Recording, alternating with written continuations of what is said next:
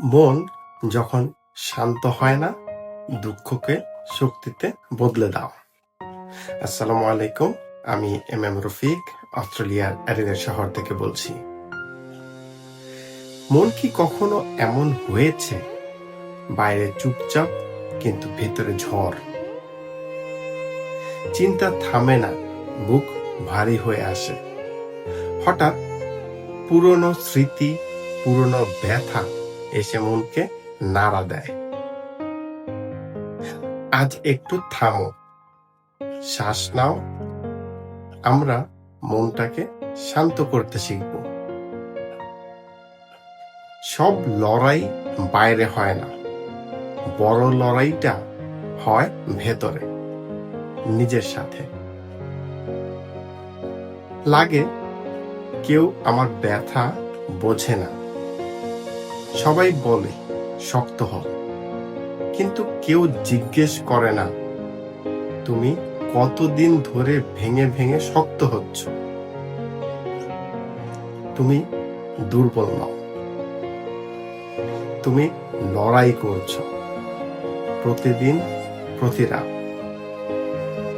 মন দৌড়ায় কারণ মন বাঁচতে চায়, শান্তি খুঁজতে চায়। একটা হার মানার লক্ষণ নয়, এটা বেঁচে থাকার প্রমাণ। নিজেকে বলো, এই মন আমার, আমি চালাই।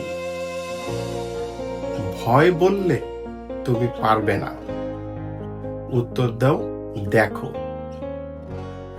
আল্লাহ থাকলে সব সম্ভব।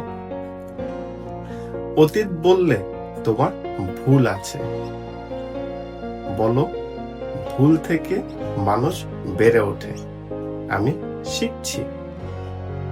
মনে ব্যথা জমে গেলে বুকে হাত রেখে বলো, আমি ঠিক হয়ে যাব, আমি উঠব, আমি থামবো না।